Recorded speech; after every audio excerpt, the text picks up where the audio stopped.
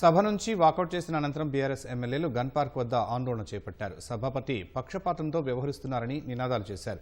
CM వ్యాఖ్యలు, సభాపతి వైఖరికి నిరసనగా అసెంబ్లీ సమావేశాలు బహిష్కరించాలని నిర్ణయం తీసుకున్నామని హరీష్ రావు తెలిపారు. ఈ శాసనసభ గత సంవత్సరం కావచ్చు, ఈ సంవత్సరం కావచ్చు, రోజు రోజుకు దిగజారిపోతూ ఉంది. ముఖ్యమంత్రి గత చరిత్రలో ఎక్కడ కూడా, భారతదేశ చరిత్రలో ఏ శాసనసభలో ఏ ముఖ్యమంత్రులు మాట్లాడినటువంటి అసభ్యమైన పదజాలాన్ని ఉపయోగిస్తుంటే కూడా స్పీకర్ గారు ఊరికేనే మౌనంగా చూస్తుండిపోతూ ఉన్నారు.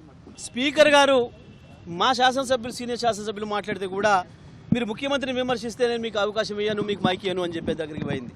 అసలు ఇది మన ప్రజాస్వామ్యమేనా? సభ నడిపే విధానమేనా? ఇది ముఖ్యమంత్రిని విమర్శించకపోతే ముఖ్యమంత్రిని డబ్బా కొట్టడానికి వస్తుందా? ప్రతిపక్షం ఎక్కడన్నా ప్రతిపక్షానికి స్పీకర్ గారు నిర్దేశిస్తాడా ఏం మాట్లాడాలను? ముఖ్యమంత్రిని పొగుడుతూ మాట్లాడమని స్పీకర్ గారు రాసిచ్చింది చదవడానికి వస్తుందా సభకి? ఎక్కడైనా ఎవరైనా ప్రతిపక్షం వాళ్ళు ఇది గాంధీ భవన్ లాగానే దాన్ని వాడుకుంటారు. గాంధీ భవన్లో నా ఇష్టం ఉన్నట్టు నేను మాట్లాడుకుంటా, ఎవడు పడితే వాడు మాట్లాడవచ్చు అని అట్లా ఆ పద్ధతిలో వాడుకుంటున్నారు. దీన్ని మేము తీవ్రంగా ఖండిస్తున్నాం. శాసనసభని శాసనసభగా మీరు అదే పద్ధతిలో శాసనసభ ప్రకారమే నడవనిస్తే మేము హౌజ్లోకి వస్తాం తప్ప మీ ఇష్టం ఉన్నట్టు గాంధీ భవన్ లాగా నడిపిస్తే మాత్రం వచ్చే ప్రసక్తే ఉండదు అక్కడ. ఎందుకంటే లక్షలాది రూపాయలు వెచ్చించి శాసనసభ నడుస్తుంది. రైతాంగం కానీ, ప్రజలు కానీ, యువకులు కానీ, మహిళలు కానీ, హైదరాబాద్ జంట నగరాల ప్రజలు కానీ శాసనసభలో మా అంశాల విషయంలో ప్రధాన ప్రతిపక్షం కానీ శాసనసభ్యులు ఏం మాట్లాడుతున్నారో అని ప్రజలందరూ వెయిట్ చేస్తారు.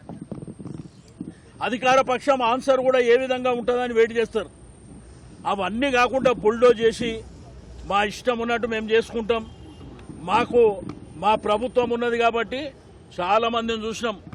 ప్రభుత్వాలు అనేది శాశ్వతం కాదు. చరిత్రలో అనేకమైనటువంటి ప్రభుత్వాలు వచ్చినాయి. ఏదో రాచరిక పాలన కొనసాగించాలంటే తప్పకుండా ప్రజలు బుద్ధి చెప్పేటువంటి సమయం కూడా ఆసన్నమవుతుందని చెప్పి నేను ఈ సందర్భంగా తెలియజేస్తూ అన్నాను.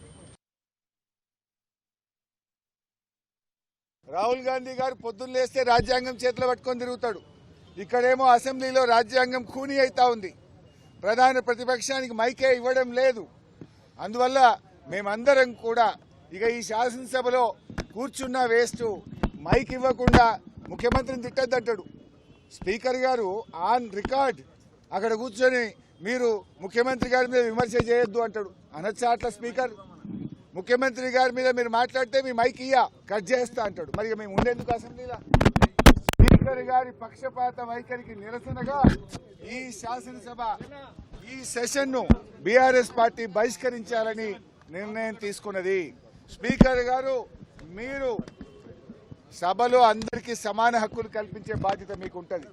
మీరు మా దిక్కు చూడరు, మాకు మైక్ ఇయ్యరు. మేము ఒక అక్షరం మాట్లాడగానే మైక్ కట్ చేస్తారు. అంటే ముఖ్యమంత్రి గారు గంటన్నర మాట్లాడితే ఏముండదా? సభలో అందరికీ సమాన హక్కులు ఉంటాయి. ఆయన నోటికి అడ్డు అదుపు లేకుండా చిల్లర మాటలు వ్యంగ్యంగా అడ్డగోలుగా రేవంత్ రెడ్డి మాట్లాడితే నువ్వు ఆపే ప్రయత్నం చేయవు. అన్ని సత్యదూరమైన అబద్దాలు మాట్లాడితే దాన్ని నువ్వు మాట్లాడవు. ఇవాళ అవినీతి గురించి మాట్లాడుతుండు. అవినీతికి ఇవాళ రేవంత్ రెడ్డి గారు అడ్డాగా మార్చిండు. రాష్ట్రంలో ఎప్పుడు లేని ఇవాళ ఏ బిల్డింగ్ పర్మిషన్ రావాలన్నా, యూసీ ఇవ్వాలన్నా స్క్వేర్ ఫీట్ కు ఒక ఆర్ఆర్ ట్యాక్స్ పెట్టిండు. ఆర్ఆర్ ట్యాక్స్ పెట్టింది నువ్వు కాదా?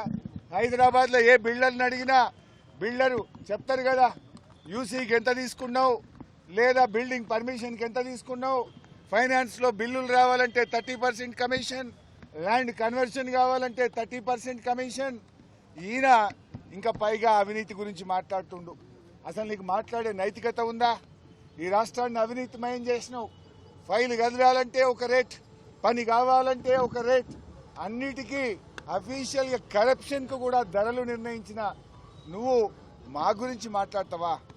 ఇవాళ ఈ ప్రభుత్వం యొక్క తీరును, శాసనసభ నడుస్తున్నటువంటి తీరు, స్పీకర్ గారి వ్యవహార శైలి ఇలా చాలా దారుణంగా ప్రజాస్వామ్య విలువలు పడిపోయే విధంగా ఉన్నాయి.